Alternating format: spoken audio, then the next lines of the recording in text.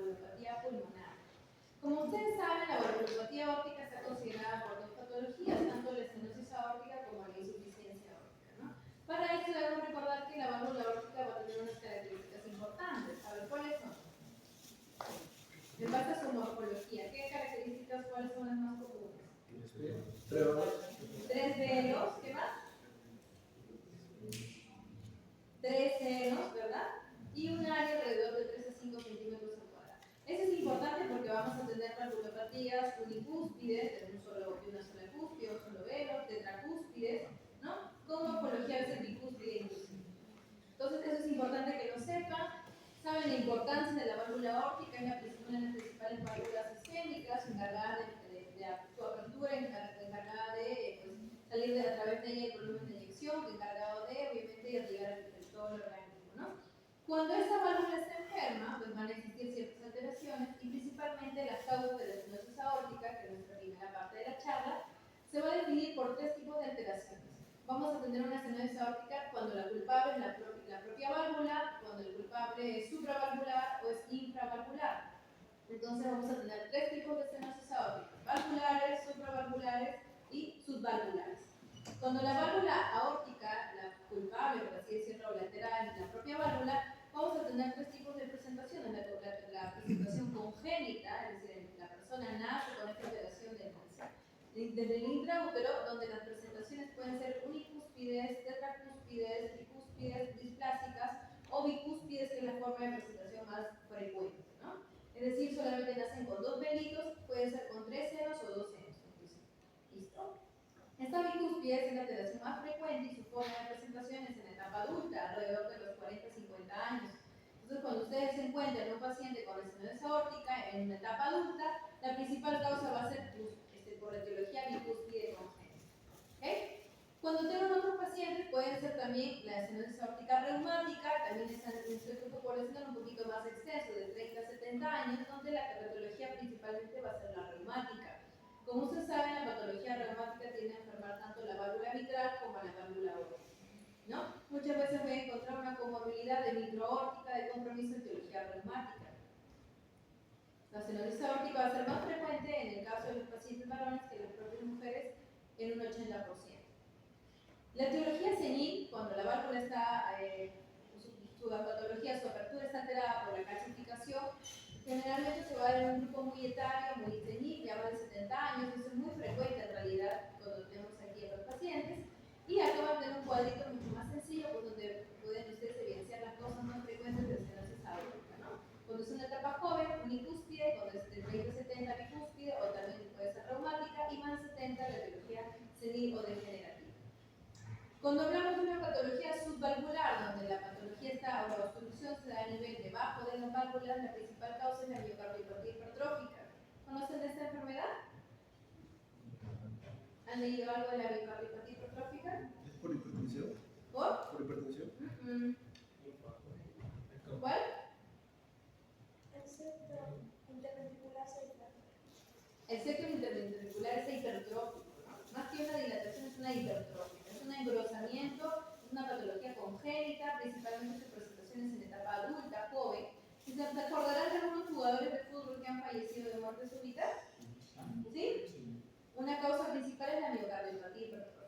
¿Listo? Es una causa importante de taquicardia ventricular sostenida, obviamente una arritmia mortal, y genera una estenosis aórtica de tipo subvalvular, ¿no? ¿Qué más? Tenemos las estenosis aórticas supravalvulares, principalmente por membranas, ¿no?, que se dan a nivel del tracto de salida, pues originan este tipo de alteraciones que también generan una estenosis aórtica, ¿no? Las que nos vamos a centrar en la estenosis aórtica de etiología valvular, que es la más frecuente. Muy bien, ¿conocen esta imagen? ¿Cómo se llama esta curva? Esta es la curva presión-volumen, ¿verdad? De la distensibilidad. ¿De qué? De la distensibilidad. ¿Cuál es la característica normal de esta gráfica? ¿Cuál es la interpretación? Que determinados volúmenes, los vasos sanguíneos pueden cambiar su presión. Más o menos, ¿sí? ¿Sí? Vamos a ver. Tenemos una curva presión-volumen en la cual están estos dos elementos. Importante que al inicio vamos a encontrar un volumen telesistólico y al final un volumen telediastólico, ¿no? En la fase diastólica, ustedes se dan cuenta, esta línea verde está caracterizada por presencia de bajas presiones con un incremento de volumen, ¿no? Esa es la característica normal. ¿Cómo se llama esta fase? Donde yo encuentro alta o alta cantidad de volumen, pero con una presión no tan incrementada, de la fase del ciclo cardíaco. La diástole, ¿no? Claramente esa es la diástole. ¿Qué más? También tenemos la curva donde la presión rápidamente se asciende en fase sistólica y obviamente, pero con expensas de que no se incrementa tanto el volumen. ¿A esto qué se debe? En la fase sistólica, en la cual obviamente el paciente pues tiene todavía las válvulas cerradas, por eso que hay presiones cuando el volumen se encuentra normal, ¿no? Ese me va a dar un volumen de eyección, pues una curva volumen-presión, donde voy a encontrar pues una contracción isovolumétrica normal o esperada, ¿no? ¿Qué ocurre en un paciente con estenosis aórtica? Al tener la patología de la válvula aórtica y ser un paso de obstrucción, mi principal factor que se va a alterar va a ser las presiones. Voy a entender qué va a hacer el corazón para poder salir ese volumen de eyección con su mismo volumen igual, ¿no? Tiene que salir 70 de volumen, pero estoy ante una estenosis aórtica que hace el ventrículo izquierdo, incrementa las presiones. Por eso, si ustedes ven esta curva de acá, voy a ver un incremento de presión. Pero pues, a pesar que incrementa, en un inicio de la fase de la enfermedad, pues el volumen va a intentar salir la misma cantidad, ¿verdad? Entonces vamos a encontrar que en las primeras fases de la enfermedad, la hipertrofia va a ser la consecuencia más frecuente en una estenosis aórtica, ¿no? Una hipertrofia de tipo concéntrica. ¿Qué ocurre en las fases más avanzadas de la estenosis aórtica? Esta hipertrofia cede por volumen por la ley de Franz-Starling, y estas presiones no son suficientes y los volúmenes cada vez se acortan más, y voy a encontrar pues, un corazón dilatado y alterado, ¿no? Entonces, ¿qué voy a encontrar en una característica de nuestra estenosis aórtica severa? Presiones picosistólicas más altas, volumen del pit de las diástoles mayores, porque obviamente en lugar de salir 70, sale 50 y se queda con mayor volumen, ¿no? Entonces, en un inicio voy a encontrar disfunción diastólica en la estenosis aórtica y en las fases avanzadas una disfunción de tipo sistólica, con el objetivo en un primer momento de que el gasto cardíaco no se altere, pero finalmente en una fase avanzada pues el gasto cardíaco tiende a caer, ¿verdad? Muy bien, entonces en una estenosis aórtica vamos a tener una válvula, como dijimos, de 3 a 5 centímetros de cuadrado de diámetro, de área, mejor dicho, donde generamos, donde si existe una obstrucción del tracto de salida, voy a encontrar un incremento de presión sistólica del ventrículo izquierdo. ¿Esto que va a generar? Un incremento de masa, por ende, a su vez también va a generar un incremento de consumo de oxígeno miocardio, asociado al incremento del tiempo de eyección del ventrículo izquierdo y el tiempo de este mismo propio volumen que quiere salir, pero obviamente por la obstrucción no sale la misma cantidad, va a haber un incremento de presión diastólica. Los tiempos diastólicos en un primer inicio pues van a cortarse porque intentamos mantener el gasto cardíaco a expensas de la frecuencia, y la presión aórtica va a tender a caer también en cierto momento porque al llegarle menor volumen pues le llega menor presión, ¿no? Esa es una característica importante, por eso vamos a tener en la semiología ciertos signos, ¿verdad? Y todo esto que va a originar, al tener menos volumen de eyección, voy a tener más consumo miocárdico, menos aporte de oxígeno, donde la asociación entre la isquemia miocárdica y la estenosis aórtica no es nada sorprendente, ya que la fase diastólica por el descenso del aporte de oxígeno se está dando, ¿verdad? En un primer inicio voy a tener una disminución de tipo diastólica, como saben, pero en un proceso más largo de la enfermedad va a ser una disminución de tipo sistólica. El ventrículo, de lo que tiene una hipertrofia concéntrica, se dilata y voy a tener una dilatación de este ventrículo que se llama una hipertrofia excéntrica, ¿no? Y el paciente empieza a tener muchos signos de falla, principalmente la disnea, y pues tiene una alta mortalidad, ¿no? Sabemos que cuando el área es menor a 0,75 o menos de 0,5 centímetros cuadrados por superficie corporal, se define una estenosis aórtica crítica. Muy bien. Los pacientes con la clínica de estenosis aórtica en un primer inicio van a ser asintomáticos, pueden estar muchos años, si ustedes se dan cuenta en la presentación bicúspide de los 30, 50 años, van a tener todo ese tiempo muchas veces asintomáticos, ¿no? ¿Por qué? Porque su corazón, a expensas de estos mecanismos compensatorios que estamos explicando, el corazón va a intentar de mantener sus volúmenes a expensas de incremento de la presión sistólica, ¿verdad? Entonces, pues no le genera tanto problema. Llegamos a esa etapa de los 30-50 y el paciente va a tener síntomas, ¿no? El principal síntoma que tiene el paciente dentro de la cronología de la estenosis es la angina, ¿no? Y eso se debe generalmente porque hay una disminución en lo que es el aporte de oxígeno a nivel de las coronarias, ¿no? En la fase histórica. Otra forma de presentación después es el síncope por el bajo volumen stroke y la disnea cuando existe un componente de falla sistólica del ventrículo izquierdo. La presentación cuando ya estamos en esta etapa de disnea, con un paciente que tiene una supervivencia muy corta, de menos de 2 años inclusive, y pues obviamente las anteriores más tiempo de vida, ¿no? La última fase es la disnea, donde ya nos dicen a nosotros que la falla está mucho más avanzada. Signos de la estenosis aórtica. A ver, ¿cuáles conocen? ¿Cuál es el pulso típico de la estenosis aórtica? Partida dos. ¿Cuál? Parvus tardus, ¿no? ¿Por qué parvus tardus? Porque llega más tarde y es más lento. Es lento y de menor volumen, porque el volumen es lo que está afectado. ¿Qué más? Siempre empezamos en el examen físico con la inspección, ¿verdad? Siempre vamos por inspección, palpación, auscultación. Entonces, ¿yo qué puedo observar en un tórax de un paciente con estenosis aórtica? Frémitos también podrían ver, ¿cierto? Entonces, tú vas a ver, a la observación, puedes encontrar el pulso a veces puedes encontrar un choque de punta un poquito desplazado, inclusive. Y eso generalmente se ve en las fases avanzadas de la estenosis aórtica. ¿Qué más? En la inspección más gran cosa no voy a ver. De ahí viene la palpación. Vienen tus pulsos, parvus tardus. ¿Qué más? Ahí recién viene la presencia del frémito o el latido apical difuso. ¿Qué más? En la fase auscultatoria, ¿qué voy a encontrar? Los ruidos. ¿Cómo van a estar los ruidos?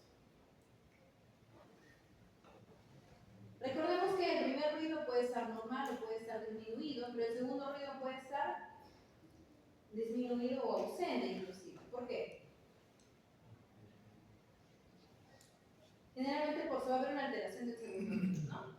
Van a averiguarme por qué se da la alteración del segundo ruido. ¿Están leyendo para la clase o no? ¿Sí? Más o menos. Esa es una característica clínica de la estenosis aórtica crítica, la presencia del segundo ruido disminuido o ausente. ¿Qué más? ¿Qué pasa con el sonido del soplo? ¿Cómo es el soplo en la estenosis aórtica? Creciendo, decreciendo. Creciendo, decreciendo, ¿en qué forma? Una forma romboidal de diamante. ¿Es un soplo en qué fase? Sistólica, ¿verdad? ¿Por qué? Porque la obstrucción se da en la sístole. Es como una puerta, acuérdense las partes. Las puertas abren y cierran, ¿verdad? Si tengo una obstrucción de que los velos aórticos están estenosados, independiente de la etiología, no va a aperturar. Entonces en la sístole va a ser se va a dar el principal sonido. Es un soplo sistólico, foco aórtico de tipo eyectivo romboidal, ¿verdad? Mesosistólico, ¿verdad? Caracterizado por un segundo ruido disminuido o inclusive ausente, y voy a tener la presencia también de un desdoblamiento paradojal. ¿Saben qué consiste el desdoblamiento paradojal? Ya. Normalmente el segundo ruido, el segundo ruido va a tener dos componentes, un componente aórtico y un componente pulmonar. ¿Quién es primero, el aórtico o el pulmonar? El aórtico, eso es de manera fisiológica, ¿no? Si usted al paciente le pide inspirar, ¿hay alguna alteración de los ruidos? ¿Ya cuál es? El pulmonar va primero y el aórtico después, ¿verdad? Eso es lo normal. En un desdoblamiento paradojal, cuando estoy en un contexto de estenosis aórtica, ¿quién va a alterarse? El primer ruido normalmente que esperaría que sea el pulmonar va a ser el aórtico y después el pulmonar, pero en una fase de expiración. Por eso se le llama un desdoblamiento de tipo paradojal. Puede existir un tercer y cuarto ruido. ¿Qué es el cuarto ruido? ¿Quién lo da? ¿Qué? La contracción auricular. ¿Ya? ¿Por qué estaría presente este ruido de contracción auricular aquí? ¿Cómo lo interpretaríamos? Un intento por aumentar el gasto. Es un intento que hace la aurícula por contraerse más, ¿verdad? En fase diastólica, en la parte final de la diástole, para poder sobrepasar ese hipertrofia que está dándole competencia, ¿verdad? Entonces, voy a encontrarlo probablemente en las primeras fases de la falla del estenosis aórtica en un contexto de que esté hipertrófico aún, ¿no? Y el tercer ruido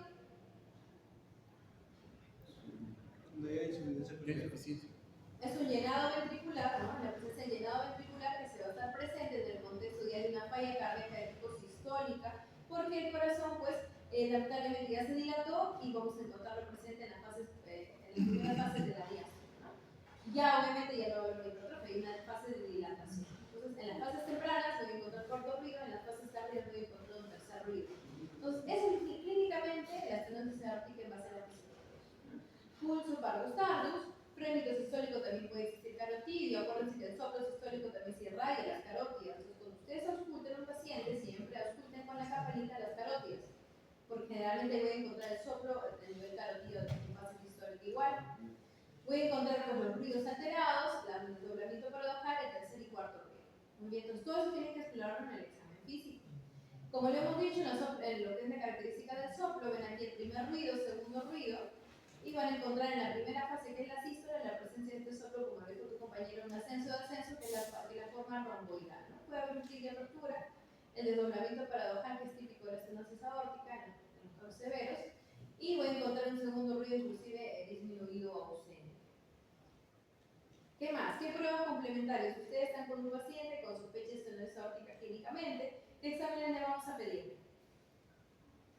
Un electrocardiograma, que es lo que han visto con el doctor anterior. ¿Qué más? Un ecocardiograma. ¿Qué más? Una placa de tórax, ¿verdad? Y pueden pedirle algunos exámenes adicionales para ver si existe alguna comorbilidad, ¿no? Un cateterismo cardíaco, un examen de sangre como un ProBNP para ver si hay falla cardíaca actualmente, etc. Principalmente el electrocardiograma, voy a encontrar características de hipertrofia ventricular izquierda. Han hecho ese capítulo, creo, ¿no? ¿Todo bien? No. Ya, creo que sí lo van a hacer, me parece. Esa característica pues se va a deber tanto en el electrocardiograma y adicionalmente voy a encontrar crecimiento. Así como la aurícula empieza a dilatarse para contraer más y generar mayor volumen por la obstrucción que se da, pues voy a encontrar crecimientos también de la aurícula a nivel del electrocardiograma. Las placas de tórax van a estar alteradas, como pueden ver aquí en la imagen. Aquí estamos en una fase un poquito más avanzada de la estenosis aórtica. En la primera fase, un corazón de la estenosis aórtica está dentro de lo normal, porque se debe a que existe una hipertrofia de tipo concéntrica. Pero en las fases avanzadas, donde ya hay disfunción sistólica, el corazón va a tener cardiomegalia, voy a tener congestión pulmonar, signos de falla cardíaca. ¿Okay? El corazón, ecocardiográficamente, pues nos va a determinar ciertas características. Voy a determinar si la estenosis aórtica es dependiendo de 3 grados hasta 4 inclusive, ¿no? Cuando el área valvular es de menor a 1.5, es leve aún. Cuando es de 1 a 1.5 es moderada, con gradientes de 20 a 40 milímetros de mercurio. Cuando es severa está caracterizado por un área menor de 1, con gradientes mayores a 40 milímetros de mercurio, pues son gradientes medias. Y críticas cuando el área valvular es menos de 0.5 por superficie corporal, ¿no? Entonces, este tablerito o este cuadro nos permite ver nosotros la supervivencia del paciente en base a los signos y síntomas del paciente. Como le dije, en un primer momento, pues los pacientes con angina van a estar viviendo alrededor de 5 años, son una proyección, 5 alrededor de 3 años, y disnea o falla cardíaca va a ser una proyección de 1 o 2 años inclusive, ¿no? La aparición de esto hace que obviamente la mortalidad incremente y obviamente nosotros debemos trabajar. Muchos de nuestros pacientes llegan ya en fase crítica o en un estadio de estenosis aórtica severa o crítica. Entonces vamos contra el tiempo porque la fracción de edición empieza a caer. Muy bien, ¿qué medicamentos vamos a dar a estos pacientes? Sabemos que si existe una obstrucción, pues no existe un medicamento realmente que solucione este tipo de obstrucción. La única tratamiento ideal es la cirugía en el paciente, en realidad, ¿no? Los medicamentos nos van a servir solamente como medios compensatorios temporales para poder manejarlo a este paciente, porque tiene que entrar al reemplazo valvular en realidad. ¿Qué medicamentos tenemos? Principalmente los diuréticos, si están en fase de falla cardíaca descompensada. Y el casobras, si está asociado a una hipertensión arterial o en dosis muy bajitas, para evitar que esa cardiopatía hipertrófica incremente en realidad, ¿no? O sea, hipertrofia en realidad. Y bueno, más que todo los manejos de la falla cardíaca, con el objetivo pues, de evitar que el paciente se descompense más, ¿no? Lo ideal es rápidamente que este paciente ingrese a la sala de operaciones para poder romper esa obstrucción en el paciente y generar pues, que pueda remodelar el corazón y pueda tener mayor supervivencia en realidad.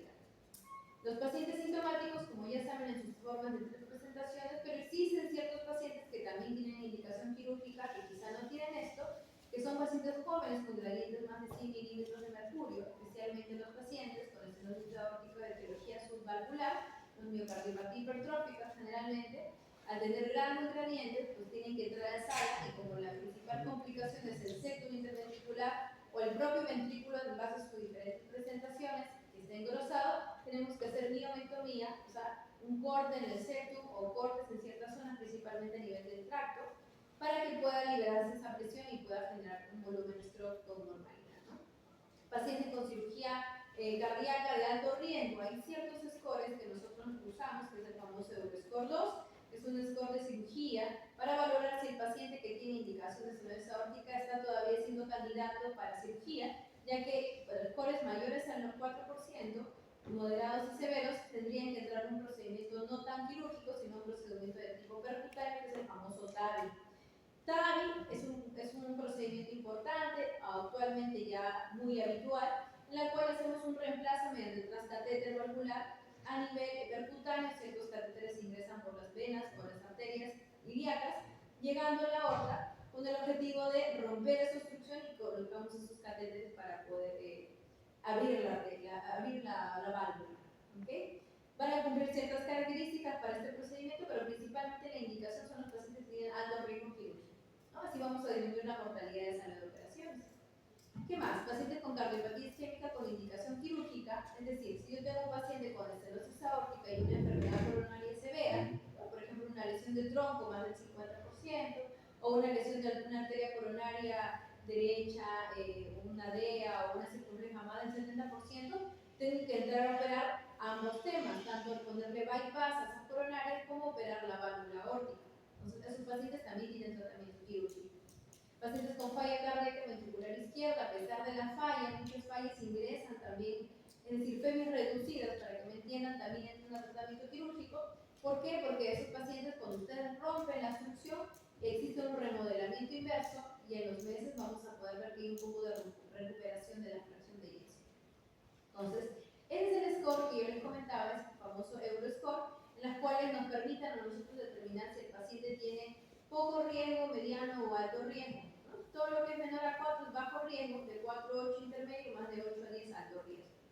Los pacientes con alto riesgo principalmente van a TAVI, son favorables a este reemplazo valvular transcatéter, y adicionalmente son pacientes que son muy añosos, ¿no? Pacientes mayores de 75 años, pacientes que son frágiles en realidad, que no van a poder tolerar una cirugía mayor, pacientes que tienen otras comorbilidades que les restringe la cirugía, pacientes que tienen, por ejemplo, los Euroscores. Idealmente, antiguamente se decía que solamente entraban los altos riesgos, actualmente los moderados y severos, medianos y altos riesgos ingresan a TAVI, ya que es un procedimiento realmente con poco, no tan complejo como una cirugía cardíaca que requiere SET, que requiere un corazón estático, con una máquina que esté en circulación extracorpórea, sino es algo un poquito más sencillo en realidad, pero que también puede tener sus complicaciones, ¿no? Una de las principales complicaciones del TAVI, el bloqueo ventricular, porque al entrar el dispositivo a nivel de la aorta, pues puede, al expandirse este dispositivo, puede alterar a nivel del septum interarterial y puede generar los bloqueos auriculoventriculares, ¿no? Una complicación muy frecuente. Bien, una vez que nosotros tenemos el diagnóstico por ecografía de los pacientes con estenosis aórtica, sí tenemos que recordar si son asintomáticos o sintomáticos. Si son asintomáticos, pero su fracción de eyección llega a ser menor al 50%, tienen indicación de reemplazo valvular, ¿no? Eso no hay duda. ¿Qué pasa si los pacientes no tienen síntomas, pero tampoco la fracción de eyección está alterada? Pues vamos a verlos o someterlos a pruebas físicas de actividad, es decir, se los somete a una prueba de esfuerzo. Se manda al paciente a correr para ver si la actividad física en esos test de ejercicio pues genera unos síntomas. Si genera síntomas, pues tiene indicación de un reemplazo valvular. Si a pesar de ello no tiene síntomas, y bueno, se tiene que valorar si es que el paciente realmente va a ser su riesgo, requiere aún o no una cirugía. Entonces se reevalúa el paciente a los 6 meses para ver si en ese tiempo, con los test de ejercicios nuevamente, pues, llega a tener síntomas para un reemplazo valvular. Si no fuera así, pues se mantiene en vigilancia nada más, ¿ya? ¿Qué más? Pacientes que sí tienen síntomas, ya saben, angina, síncope o disnea, obviamente con el diagnóstico ecocardiográfico de una estenosis aórtica, vamos a darnos cuenta que ya tienen indicación de una terapia quirúrgica. En realidad, en base al riesgo que les estoy comentando, y con un hearting, un cardiólogo, un cardiovascular, medicina interna o inclusive geriatría, valoramos la posibilidad de un TAVI versus un reemplazo valvular por cirugía. Aquí tienen preguntas, chicos, en este algoritmo, que es lo que va a venir probablemente. ¿Sí? ¿Lo tienen claro? ¿Sí, no? ¿Sí? Perfecto, muy bien. Entonces, ¿qué más? ¿Cuáles son las indicaciones clase 1, ¿no? Para la cirugía? Pacientes que tienen síntomas con estenosis aórtica severa, pacientes que son asintomáticos pero que tienen la estenosis aórtica severa, pero que tienen ciertas justificaciones para que entren a la sala, pacientes coronarios, pacientes de patología de aorta, pacientes con otras valvulopatías asociadas. Recordemos que la etiología degenerativa no solamente afecta a la aorta, puede generar la mitral, también genera una estenosis mitral, mitroaórtica o las reumáticas de igual manera. automáticos con estenosis severa, pues todavía tienen clase de indicación 2A para cirugía, todavía se vigila, y las estenosis moderadas, que todavía están para sustitución con otras válvulas, entrarían a la sala si es que tienen una patología moderada de otra válvula o severa. ¿Ya? Las moderadas solamente de estenosis óptica no entran a cirugía. Muy bien, importante, aquí tenemos cierto, como pueden ver, es un artículo muy bonito que he traído para poder la eficacia del Impela. El Impela es un dispositivo en el cual se coloca con el objetivo de pues, mantener el gasto cardíaco del paciente. Esto ocurre en las fases más avanzadas de la falla cardíaca, donde el paciente, recordemos, tiene una FEBI reducida, el paciente con FEBI baja en cirugía cardíaca tiene alto riesgo de mortalidad. El objetivo de colocar estos dispositivos es pues, mantener este gasto cardíaco a expensas de no generar tanto trabajo cardíaco. El Impela nos genera casi 2.5 litros a 3.8 litros de como un medio de soporte para que pueda ingresar a sala a hacer ese tipo de procedimientos. ¿Qué más? Nosotros tenemos algunas técnicas quirúrgicas, por ejemplo aquí tenemos una foto de una cirugía donde los cirujanos cardiovasculares y tórax entran y si ven esta cosita de acá, esta blanquito de aquí, pues es el dispositivo, la prótesis, que puede ser biológica o que puede ser mecánica para el reemplazo de la válvula óptica. Normalmente se utiliza prótesis mecánica en pacientes jóvenes, mayores de entre 50 años hacia adelante, pacientes muy mayores de 70 años hacia adelante usamos prótesis biológicas en realidad, ¿no? La característica de usar prótesis mecánicas, deben recordar que tiene que ser un paciente con anticoagulación, que tiene que recibir anticoagulación por siempre en realidad, ¿no? Con unos INRs objetivos. ¿Saben cuál es el INR objetivo para una prótesis mecánica? ¿De 2 a 3? ¿Mm? 2 a 3. De 2 a 3, idealmente de 2.5 a 3.5, ¿no? Con el objetivo de para que esa prótesis pues, no se obstruya, porque es un dispositivo extraño y genera pues, a veces reacciones. Y la principal complicación de las prótesis, pues que se empieza a trombosar, ¿no? Porque es un dispositivo fuera de lugar. Muy bien, preguntas de estenosis aórtica, ¿todo claro? ¿Doctora, podría volver a explicar el TAVI? Sí. Acá tenemos un bonito. El TAVI es un dispositivo que viene por vía transcatéter. O sea, nosotros al paciente lo echamos y colocamos catéteres que entran a nivel de las arterias ilíacas y suben de manera retrógrada a la aorta, con el objetivo de pues, entrar con este dispositivo. Previamente, obviamente, el paciente ha tenido que ser estudiado con una tomografía para protocolo TAVI, en la cual medimos lo que es la implantación de las coronarias con la raíz, para que al soltar o autoexpandir el dispositivo, pues no obstruya las coronarias, ¿verdad?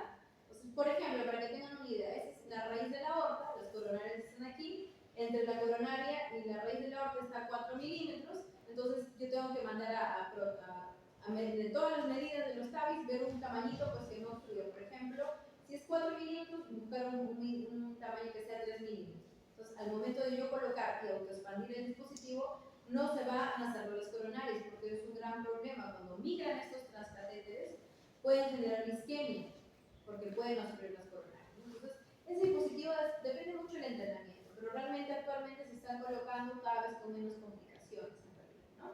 ¿Qué hace al entrar el dispositivo? Se autoexpande mediante bombas y abre y se queda literalmente en lo que es la posición de la válvula aórtica, rompiendo la calcificación.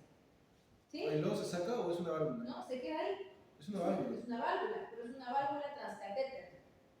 ¿Sí? Es una válvula transcatéter. Por la aorta entramos, autoexpandimos el dispositivo, es un dispositivo metálico, ¿no? Autoexpandible y que se queda en esa posición, ¿no? Entonces, hace función de una prótesis mecánica, como si fuera en cirugía, pero realmente es percutánea. Y también hay que anticoagular, ¿no?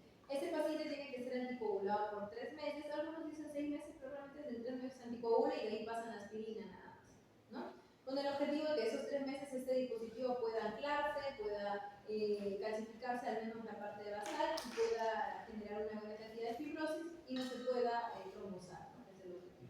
Pasado ese tiempo, de 3 a 6 meses, dependiendo de la literatura, pues se deja aspirina nada más y después se vigila al paciente con sus controles ecocardiográficos nada más, ¿no? Quirúrgicamente, ¿cuál es los un cambio de válvula o un TAVI? ¿No te entendí qué? ¿Cuál tiene más probabilidad de mortalidad? ¿Qué es lo que puede originar más mortalidad, el TAVI o la cirugía? Ajá. La cirugía cardíaca. Entonces, ¿por qué en pacientes jóvenes se usa más cirugía y no un TAVI? ¿Dónde dice eso? Ahí dice edad menos 5. ¿Aquí? Ajá. Acá dice favorecedores del reemplazo valvular. O sea, tengo un paciente mayor, añoso, en él va a ser más favorable el TAVI. Porque la cirugía cardíaca tiene alta mortalidad. ¿Sí? ¿Sí? ¿Ok? Paciente joven, menor a 75 años, más favorable a una cirugía cardíaca que un TAVI. ¿Está bien? Son temas de cortes. Porque el añoso pues tiene más comorbilidades. ¿Sí? Ahí está, ya. Tiene más comorbilidades, ¿no? ¿Qué más? ¿Otra pregunta, chicos? ¿Más claro todo? ¿Sí? ¿Sí? ¿Podemos seguir? Doctor, antes del TAVI, ¿qué se hacía para colocar a pacientes que... Todo era cirugía cardíaca. Todo era cirugía cardíaca. Recordemos que la cirugía cardíaca, como está el dibujito de acá, para que podamos mantener la función del corazón, porque aquí el corazón para operarlo está parado, ¿no? Está funcionando bajo un sistema de cardioplegía, un sistema de circulación extracorpórea. Es una máquina que, si ustedes ven aquí, estos tubitos que van acá, son una máquina que mantiene circulando sangre porque el corazón está parado. ¿Ok? Entonces, toda esa logística y todo el hecho que hay un recambio total de sangre, para que esto no se coagule en el dispositivo, tenemos que colocar cierta cantidad de heparina en base a ciertos protocolos, es toda una complicación metodológica. Entonces, una cirugía cardíaca siempre va a ser más riesgosa que una cirugía, un procedimiento percutáneo, ¿no? El objetivo en la nueva actualidad es que sabemos que mientras menos invasivos seamos, vamos a tener mejor postoperatorio, ¿no? Un postoperatorio de un paciente con cirugía cardíaca pues va a durar 7 días, ¿no? Los extubamos probablemente a los 6 días, a las 6 horas, perdón, a las 6 horas idealmente. El día siguiente está extubado, está despierto, empieza la terapia respiratoria, ya empieza a comer, pero hay que anticoagular al paciente, eso demora alrededor de 2 a 3 días, empezar a hacerlo caminar. En un paciente con TAVI, rápidamente el día siguiente se recibe una ecografía nada más para evidenciar cómo está el dispositivo y se va a casa. Nada más. Entonces son dispositivos muchísimo más rápidos, ¿no? Bien. Continuamos. Insuficiencia aórtica. La válvula aórtica, como ya saben, cuando empieza a alterarse y no puede cerrarse con la capacidad que debe ser, pues vamos a generar una patología aórtica, ¿no? Esta insuficiencia aórtica, la causa más frecuente, va a estar relacionada actualmente por dilataciones o alteraciones en la raíz de la aorta, ¿no? La aorta se puede dilatar, puede ser aneurismática y puede muchas veces asociarse a una patología congénita como la válvula bicúspide. Entonces, tener válvulas bicúspides con dilatación de la raíz de la aorta, pues no es nada sorprendente, ¿no? Como ya hemos visto, la bicúspide te puede dar estenosis o te puede dar insuficiencia, ¿no? Muy bien. La consecuencia importante es que debemos nosotros valorar si es que este paciente, su enfermedad es la raíz de la aorta, porque muchas veces tienen que operarse no solamente colocar una prótesis aórtica, sino también colocar una prótesis de la raíz de la aorta. Muy bien. Bien. Acá tenemos un bonito gráfico que vemos que acá tenemos los flujos normales en la curva 1, en la curva 2 cuando tengo una insuficiencia moderada, pero cuando tengo una insuficiencia severa voy a encontrar un incremento en las presiones diastólicas, ¿no? A diferencia de la estenosis aórtica, la principal complicación aquí es el incremento del volumen a nivel del ventrículo izquierdo, ¿no? Es una disfunción de tipo diastólica que vamos a encontrar un corazón muchas veces con hipertrofias excéntricas grandes, muy abalonadas, porque pues trata de mantener ese volumen que idealmente debería salir, lo retiene. ¿Está bien? Entonces, si se dan cuenta aquí los volúmenes, la curva se va desplazando hacia la derecha y los volúmenes finales del ventrículo izquierdo, que deberían ser alrededor de 100, se van a desplazar y van a llegar hasta casi 300. ¿Listo? Muy bien. Vamos a tener insuficiencias aórticas de dos clasificaciones, aórticas o crónicas, donde la causa más frecuente es la etiología reumática, ¿no? Ya saben que la etiología reumática afecta tanto a aorta como a mitral, y la presentación aguda de una insuficiencia aórtica es la característica de la endocarditis infecciosa, ¿no? Indicación de muchas veces presentación de falla cardíaca, ¿no? O shock cardiogénico, que son indicaciones de cirugía de emergencia en un contexto de endocarditis infecciosa. ¿Qué más? Otra causa aguda de esta patología que te podría asociar a una insuficiencia aórtica, pero el origen es la dilatación del anillo y la disección de la aorta, ¿no? La disección de la aorta, se diseca la aorta, generan alteración de esta válvula porque se diseca a nivel inclusive de la raíz y se dilata el anillo aórtico y pues genera una insuficiencia aórtica, ¿no? Causas crónicas ya es la patología reumática, directamente por patología valvular, la patología del anillo, de la raíz de la aorta, la enfermedad de Marfan, ¿no? Caracterizada por obviamente dilatación de la raíz de la aorta. Muy bien. Entonces, ¿cómo es la fisiopatología de la insuficiencia aórtica? Ustedes ya saben que existe obviamente, al ser insuficiente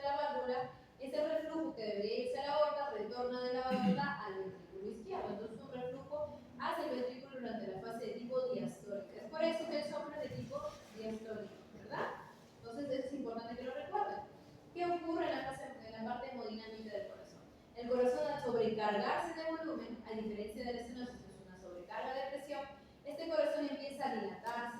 Y muchas veces se dilata tanto que en una primera fase todavía la función es preservada, pero en las fases avanzadas voy a encontrar corazones dilatados con función del ventrículo inclusive reducida, ¿no?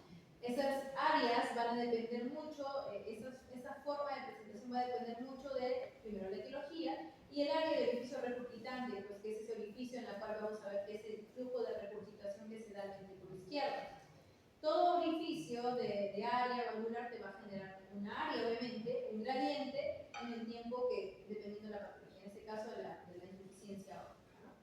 Este tipo de pacientes van a generar una vasodilatación periférica que va a contribuir a una alteración a nivel de la presión arterial. No voy a ver un incremento en la presión diferencial. Muchos de estos pacientes van a tener presión 140, 120, 50, entonces una gran diferencia, y eso se debe principalmente a esa vasodilatación periférica que se da. Normalmente decimos que la insuficiencia es severa cuando la fracción de regurgitación retorna más del 50% al ventrículo izquierdo. Entonces, si suponiendo debe salir 100, el 50 mililitros se queda y solo 50 sale. Entonces, es importante que tengamos en cuenta que eso ya es severo cuando el volumen es más del 50%. Muchos pacientes en un inicio van a ser asintomáticos. Los pacientes que son sintomáticos principalmente son los que ya tienen dilatación de la perfusión del ventrículo izquierdo. El corazón es muy remodelante, o sea, se adapta mucho a las presiones y los cambios de volumen y presión, ¿no? Pero cuando ya empiezan a ver estas alteraciones hemodinámicas, el paciente va a tener un desplazamiento del choque de punta. Acuérdense que estos pacientes se caracterizan por cardiomegalia, voy a encontrar choques de punta a nivel axilar, a nivel de septo espacio, ya no va a ser línea miotrabecular, sino va a ser probablemente axilar anterior, ¿no? El síntoma principal de la insuficiencia aórtica, ¿cuál es? Disnea, el síntoma principal de la insuficiencia aórtica. Muy bien. En un primer inicio va a ser una línea de esfuerzo, posteriormente pues, se caracteriza por síntomas de fallo, ¿no? Ortopnea, disnea plástica nocturna, ¿no? Puede existir angor porque puede existir por la parte hiperdinámica en su primer momento, o puede existir angor también porque sí está asociado a una enfermedad coronaria, ¿no? Muy bien. Entonces, tener en cuenta que todo esto es en la parte o en el contexto de una falla cardíaca, pues un paciente crónico en realidad, ¿no?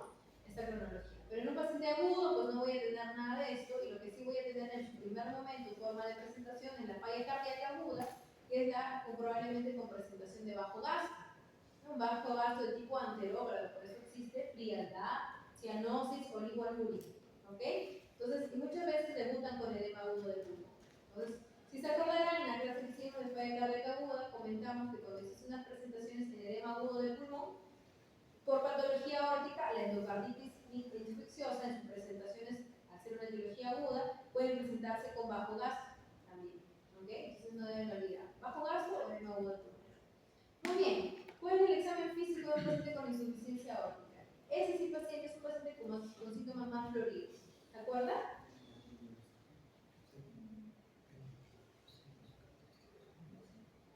En la inspección puedo observar algo en estos pacientes.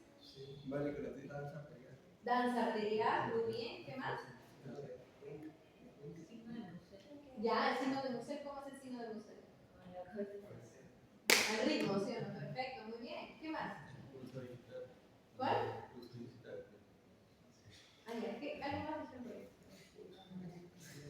¿Nada más? Ya. ¿En qué consiste?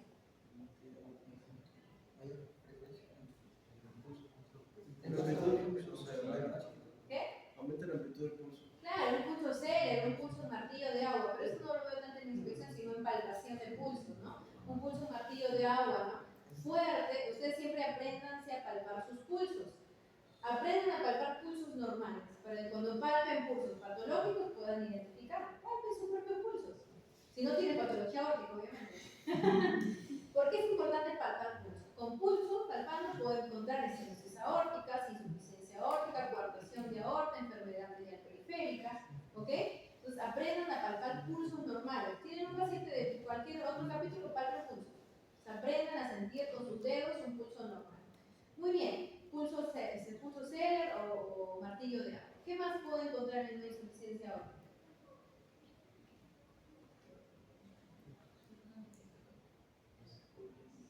¿Abraham Lincoln? ¿Han escuchado eso? Müller, ¿cómo es Müller?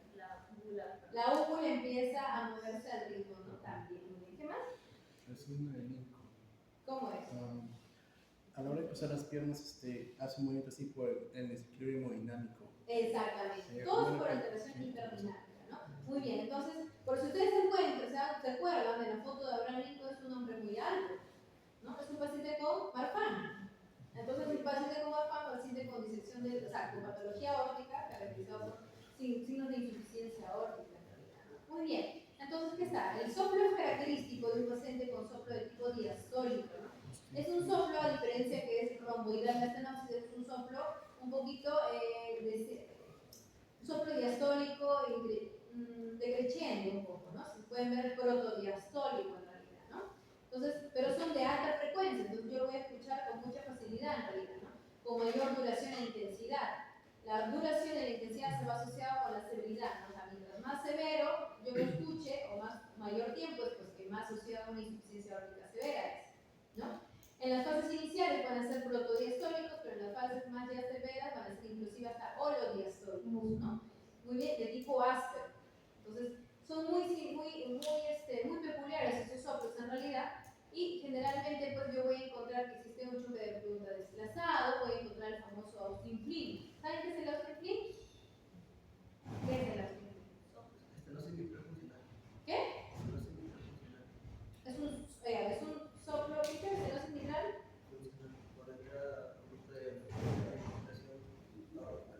Ya, o sea, es tanto el jet de regurgitación que golpea el velo anterior de la válvula mitral, ¿no? Generando cierto grado de estenosis, ¿no? No es una estenosis fisiológica netamente, pero es hemodinámica, ¿verdad? Muy bien. Eso es característico, este retumbo mesodiastólico apical es característico de una insuficiencia aórtica severa, ¿no? Ausculten, si tienen un paciente con Austin Flynn, ausculten, en realidad se escucha muy bonito en realidad. Los pulsos van a ser saltones, como ya lo hemos dicho, martillo de agua, y vamos a encontrar esos trill muy típicos también de la insuficiencia aórtica severa. ¿Qué más? Voy a pedir un electrocardiograma, ya espero que vean el capítulo, no sé si tendrán, voy a hablar con el doctor Bastías, si no sería bueno hacer un capítulo de electro, de hipertrofia, de dilatación, sería muy bonito, ¿ya? Al menos como algo adicional, no para que les venga, pero para que más o menos tengan ideas valvulares. Placas de tórax, importante, voy a encontrar corazones grandes, cardiomegálicos, falla cardíaca, especialmente la crónica. En un paciente agudo nada va a ser grande, todo va a ser normal, un ventrículo normal. ¿Qué voy a caracterizarme el corazón? No una ecocardiografía. Voy a encontrar, miren, este es un ecocardiógrafo en una vista para externar eje izquierda, para que ustedes más o menos tengan una idea. Esta es la aurícula izquierda, ¿ven aquí? Esta es la válvula mitral, esos dos palitos blancos que están aquí. Eso que está aquí como una pelotita es el ventrículo izquierdo. Y acá están los velos de la válvula aórtica y esto es la aorta. ¿Sí? Así estamos un poco claros como los dibujos de los libros, ¿no? Entonces el flujo viene de la aurícula, abre la mitral, va al ventrículo, abre la aorta y sale abre las válvulas aórticas y sale a la aorta, ¿no? Cuando hay una insuficiencia aórtica, acuérdense que los velos tienen que estar cerrados, porque existe una mala coaptación independiente de la etiología. Vamos a encontrar que, miren, este volumen va a retornar. En ecografía existen dos colores importantes, el rojo y el azul. El rojo significa que es un flujo que se acerca, el azul es un flujo que se aleja. Cuando existe esa gama de colores que ustedes pueden ver aquí, amarillo, naranja, ¿no? Una mezcla de colores, existe una insuficiencia, o sea, significa que el flujo, que en lugar de irse, está retornando. Entonces, vemos que acá en lugar de irse el flujo, debería ser azul, va a haber una mezcla de color rojo, azul, ¿no? Entonces, eso significa que todo es el flujo de regurgitación. Cuando el flujo sobrepasa la puntita del velo anterior de la válvula anterior, cuando sobrepasa, perdón, del velo de la válvula anterior de la mitral, significa que esto es severo. Por eso decimos que los volúmenes regurgitantes mayores al 50% es severidad. Entonces, ustedes ven esta imagen, es una insuficiencia aórtica severa, sin saber tanto ecocardiografía. Solamente saben que desde la puntita acá del velo anterior de la válvula mitral sobrepasa ese jet, es severo. ¿Ok? ¿Qué más? Aquí pueden ver pues, que existe este jet, pero este es muchísimo más chiquitito, ¿no? Es una patología leve nada más. Y siempre que vemos válvula aórtica, vemos a su gran compañera, la raíz de la aorta. En este caso, la raíz de la aorta sí está un poco dilatada. Normalmente la aorta va a tener una cinturita, ¿no? O sea, tiene sus senos, tiene la unión sinotubular y de ahí tiene la aorta ascendente. Aquí casi ha perdido la estructura, ¿no? Si ven casi como un cilindrito, ¿no? Entonces ahí hay una patología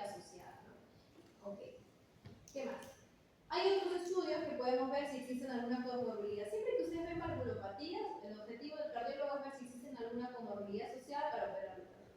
Si existe enfermedad coronaria, si existe otra válvula enferma, si existe hipertensión pulmonar o alguna complicación asociada. Entonces, para eso están los estudios adicionales, ¿no? Tenemos el cateterismo cardíaco derecho e izquierdo, el izquierdo principalmente cuando se coloca contraste a nivel de las coronarias, con el objetivo de ver las obstrucciones.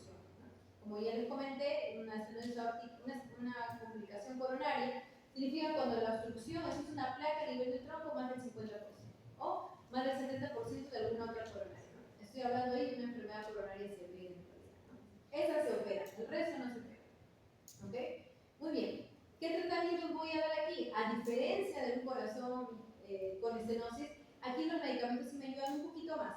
La principal complicación de los pacientes con insuficiencia aórtica es la falla cardíaca. Entonces los diuréticos me ayudan mucho en realidad a esos pacientes, los digitálicos también para manejar la frecuencia y los síntomas, y realmente nos permiten prolongar un poquito más la sobrevida de un paciente con insuficiencia que con estenosis. Si yo comparo la sobrevida de ambos pacientes, la insuficiencia aórtica siempre va a generar un poquito más de vida que el paciente con estenosis aórtica, que hay que romper la obstrucción.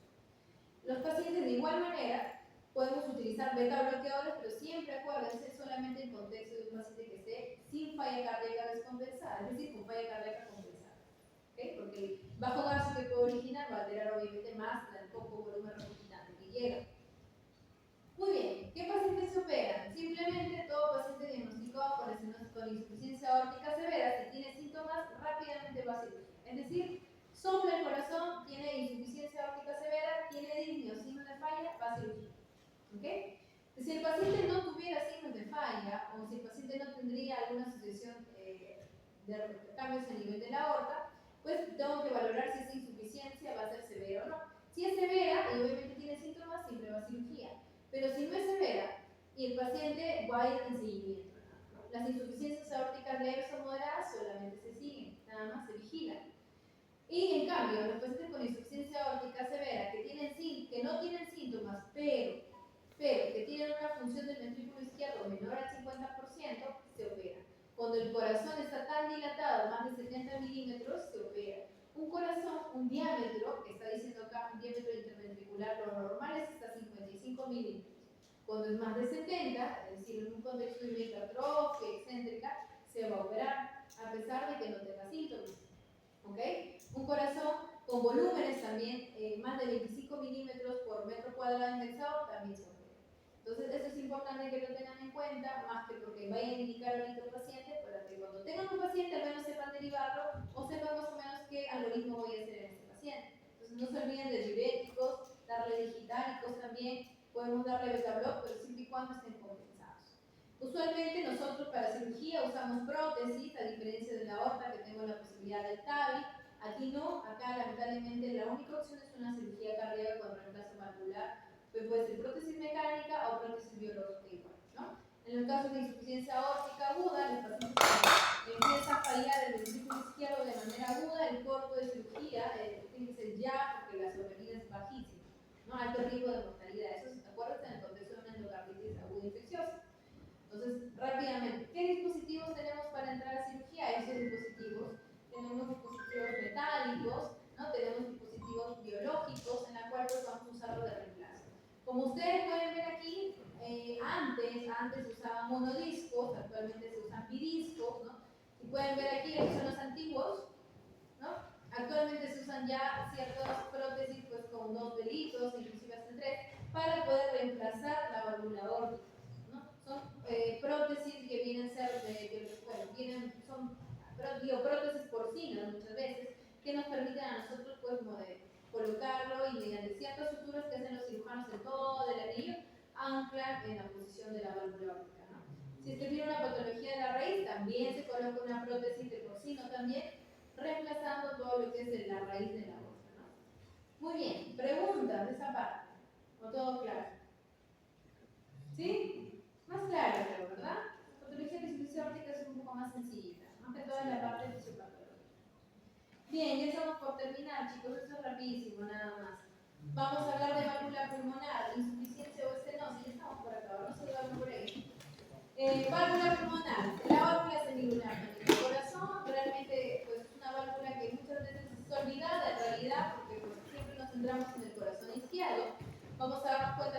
también obviamente comunica la aurícula derecha con el ventrículo, perdón, que comunica con el ventrículo derecho con la arteria pulmonar, ¿no? Va a caracterizarse por tener 3 cúspides también, es una trivalva también, igual que la válvula aórtica, pero a diferencia de la aórtica va a manejar menores presiones, ¿no? Entonces, ¿qué diámetros van a tener esta válvula pulmonar? Van a ser más pequeñitas, de 5 a 35 milímetros, con una longitud siempre asociada a la longitud de la visión del tronco de la arteria pulmonar, que va de 15 a 50 milímetros, ¿no? Estos a su vez van a tener sus compañeras, que son la famosa rama derecha y la rama izquierda, con unas ciertas longitudes de entre 5 a 60 milímetros, ¿no? Muy bien, entramos una vez, estenosis pulmonar. La causa más frecuente es la congénita en realidad, y algunas otras muy raras, reumáticas, y otras más raras, tumores cardíacos, ¿no?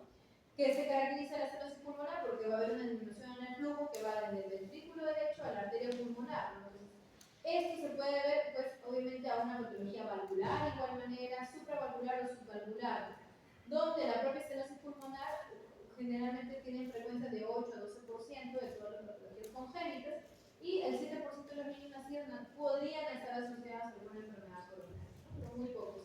La principal causa entonces es congénita. ¿Qué ocurre? Voy a encontrar 3 tipos de clasificaciones: una estenosis pulmonar leve, moderada o severa. Va a ser leve si el área todavía es mayor a 1, pero con gradientes menor de 50 y presiones sistólicas del ventrículo derecho menor de 75.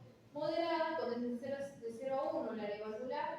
Severa cuando es menos de 0,5 en realidad, y con gradientes mucho más altos, ¿no? Acá no hablamos de gradientes de 40 como en la estenosis óptica, acá hablamos de gradientes vasculares mayores de 80, presiones históricas más de 100. Esta alteración del flujo de salida a nivel de la arteria pulmonar pues genera mayor sobrecarga de salida a nivel del lado derecho, y por ende pues vamos a generar unas hipertrofias ventriculares derechas con el objetivo de romper de igual manera en el lado derecho esa presión que existe, ¿no? Para que pueda pasar el volumen del ventrículo derecho a la arteria pulmonar, ¿no? ¿Cuál es la característica de la estenosis pulmonar? Que vamos a encontrar una disminución del ventrículo derecho. Las presiones van a ser máximas a nivel del ventrículo derecho y van a adoptar y se va a tender a adaptar muchas veces, ¿no? El ventrículo derecho se adapta, pero no con la facilidad del ventrículo izquierdo, entonces es un gran problema en realidad, ¿no? ¿Qué síntomas va a tener los pacientes con estenosis pulmonar? Pues principalmente disnea de esfuerzo, también fatiga y dolor, ¿no? Pueden asociarse ciertos tipos de angostura, cierto tipo y también síncope en realidad, ¿no? Como es una patología congénita, va a fastidiar más a los niños pequeños, y pues tanto los compensadores que son como la anemia, cuadros infecciosos, febriles en un neonato, pues va a generar como un elemento desestabilizador, ¿no? De estos pacientes, ¿no? En un recién nacido con estenosis pulmonar crítica, pues va a ir mal en realidad. Son pacientes con falla cardíaca, con malnutrido, con taquicardia, con cianosis inclusive. Entonces no va muy bien. Vamos a darnos cuenta que es un pequeñito que está aquí con cianosis, muy lloroso, un llanto que pues muy sosollante en realidad, a veces idealmente son cianóticos, pero si van asociados a patologías cianóticas van a estar obviamente cianóticos. Los cuadros críticos ya son cianóticos y polineicos, y vamos a darnos cuenta que en los pulsos venosos o en la zona venosa vamos a encontrar que existe una onda prominente en realidad, ¿no? Entonces eso significa que existe pues, un ventrículo derecho hipertrófico que no se distiende con facilidad, a diferencia si fuera un ventrículo izquierdo en realidad, ¿no? Vamos a darnos cuenta que la onda B también va a ser, nos va a indicar si es que va asociado a una patología tricúspida como la insuficiencia tricúspide. Muy bien. A diferencia de la otra enfermedad, pues este es un soplo. ¿De qué características la estenosis pulmonar? ¿Cómo es el soplo? Sistólico, ¿no? Igual inyectivo, como pueden ver aquí, romboidal, pero es un soplo en foco pulmonar, ¿verdad? Es un soplo en foco pulmonar. Importante siempre evaluar pues, si existe un segundo ruido que está desdoblado o no desdoblado, y si existe obviamente un segundo ruido que puede ser disminuido probablemente, ¿no? En un caso de severidad de la estenosis pulmonar. Como en este caso, aquí es un bonito cuadro de electrocardiografía. Acuérdense cuando existe una estenosis pulmonar y recordemos que un corazón en un recién nacido siempre el eje va a ser hacia la derecha porque la circulación neonatal generalmente era hipóxico, ¿no? Por eso los lados derechos se comandaban en un medio intrauterino. Al nacer, pues obviamente al aperturarse o cerrarse, mejor dicho, el foramen oval, la persistencia del ductus, la circulación sistémica, que es el corazón izquierdo, toma comando, pero a pesar de ello, desde los primeros 5 años, nunca olvidarse que la característica neonatal es esta, ¿no? Un eje hacia la derecha, pero que va a estar asociado con cambios de la onda T a nivel del precordial derecho o bloqueos de rama derecha en estos niños algo que es muy típico en un paciente neonatal. En los pacientes con estenosis pulmonar, más aún persiste esto, obviamente, mayor tiempo, más de 5 años, y obviamente asociado a los signos y síntomas que tiene, obviamente. Pacientes con niños pequeños con estenosis pulmonar moderada, los ejes van a persistir con desviación, va a existir hipertrofia del ventrículo derecho, que es el signo que ustedes ven aquí, una R prominente en B1, que es una derivada donde ustedes saben, como en el explico anterior, que la R es pequeñita y la S es profunda. Entonces aquí vamos a encontrar todo lo contrario. Y en patología con estenosis pulmonar severa voy a encontrar no solamente esto, sino también deformaciones del complejo QRS, ¿no? Como bloqueo de rama derecha. En las placas de Torres, como ustedes pueden ver, esta es la prominencia del botón pulmonar. Voy a encontrar una dilatación pues, a nivel de la arteria pulmonar, y obviamente pues, voy a encontrar, si ustedes se dan cuenta,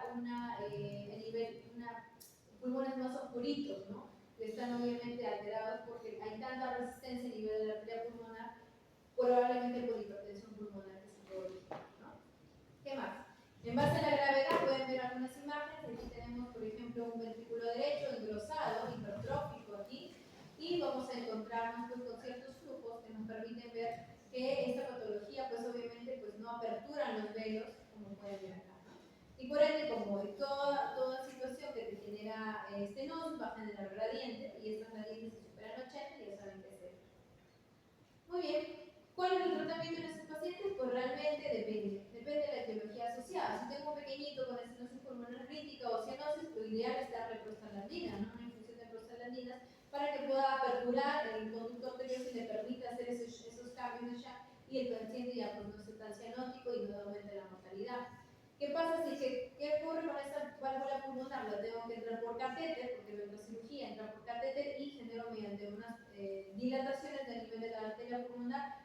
Es una valvuloplastía y dilato el anillo de la pulmonar, pues generando pues, una apertura de esto. Una complicación típica de la estenosis pulmonar es la insuficiencia pulmonar. A veces se dilata tanto que hay un reflujo que puede ser leve en un momento, pero de grande puede ser moderado y darnos un poco de problema, ¿no? Pero a pesar de eso se tiene que hacer para romper la obstrucción en realidad, ¿no?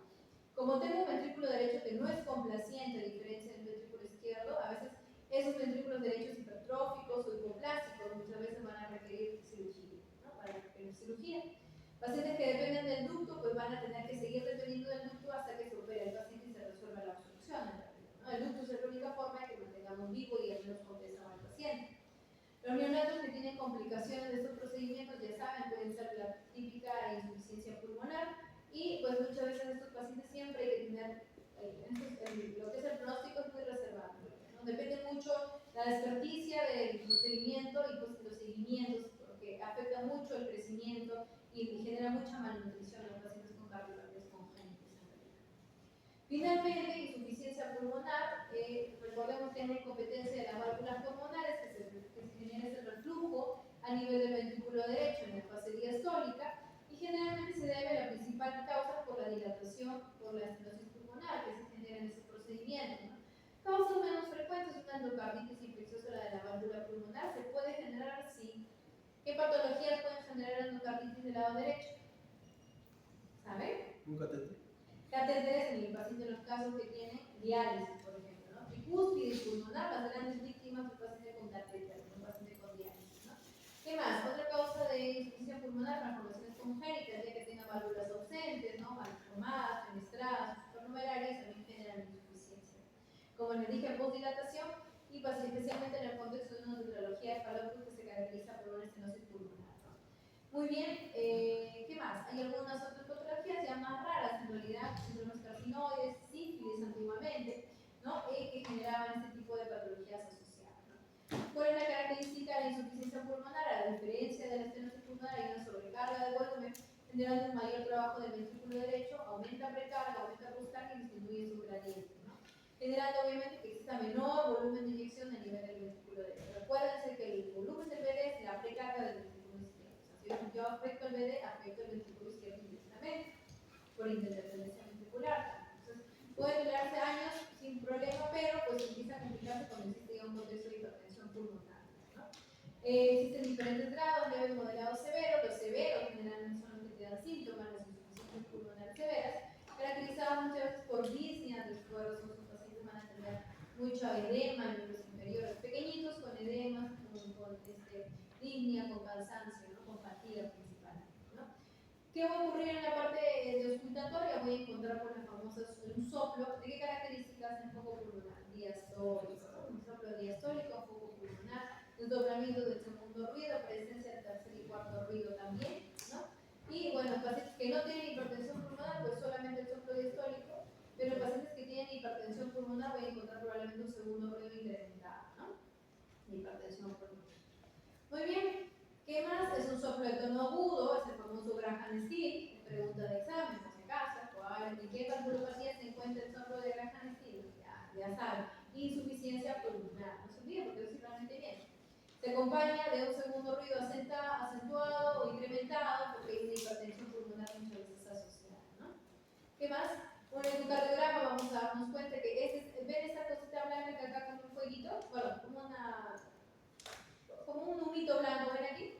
Esa es la insuficiencia pulmonar, ¿no? Así como se acuerda la insuficiencia aórtica, igualito, acá obviamente debería ser de color rojo, por temas de imágenes ahí, pero debería ser también de igual manera de color amarillento, verde, así o azul, que va hacia arriba, que es el flujo de la volumen recurgitante de la insuficiencia pulmonar, ¿no? Siempre el ventrículo derecho se va a alterar, obviamente.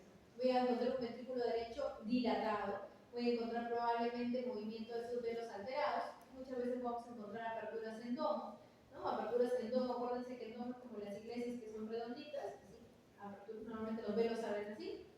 Y ¿qué más? Voy a encontrar alteraciones también en la presión de la arteria pulmonar, ¿no? Pacientes que no tengan hipertensión pulmonar, pues obviamente pues no van a dar gran problema. Pacientes con hipertensión pulmonar sí, no dan signos de hipertrofia del ventrículo derecho. Como les dije, más o menos han visto el electrocardiograma hace una hora, pero estas ondas T que ustedes ven aquí, asimétricas y negativas en derivadas derechas, son características de sobrecarga sistólica del ventrículo derecho, junto con las R's prominentes de B1, signos de hipertrofia del ventrículo derecho y eje a la derecha. Entonces, si ustedes ven un electrocardiograma de esta manera, con ondas P altas, miren estas P, no son unas P chiquititas, las P normales son pequeñitas, no sé si han visto esta P normal, ¿sí? Donde estas P son P pulmonares, ¿no? Cuando son muy amplias en un contexto congénito, P congenitales. Entonces, en un contexto es un electrocardiograma de una hipertensión pulmonar. ¿Qué más? En placas del tórax vamos a ver corazones que están alterados, vamos a encontrar si ustedes se dan cuenta, el pulmoncito está un poco hipoventilado, ¿no? Por la hipertensión pulmonar. Y en resonancia magnética, que es un estudio muchísimo más avanzado, vamos a poder ver los diámetros de la arteria pulmonar, visualizar también los chorros también y la gráfica, ¿no? Realmente el tratamiento, pues, en realidad es médico, en realidad en las partes primarias, generalmente al deberse una tetralogía de Fallot, como complicación nuestros pacientes están de manera de seguimiento en realidad, ¿no? La cirugía solamente si hay síntomas, es decir, los cuadros severos, o cuando hay disfunción del BDA o cuando hay hipertensión pulmonar, por la insuficiencia pulmonar grave se realiza, se hace un reemplazo de estos velitos, generalmente no son con prótesis, sino son con velos porcinos, en realidad, y se trata de hacer la reparación de estos velos para que pueda el niño tener una mayor supervivencia, ¿no? Muy bien, siempre centrarse en la causa, ¿no? Generalmente se tratan las hipertensiones severas. Bien, preguntas, chicos. ¿Está todo claro? Sí, creo que pulmonar en realidad es mucho más sencillo, el tema es aórtico, por eso nos demoramos un poquito más. Y bueno, dejarlo porque ya tiene que almorzar. Gracias.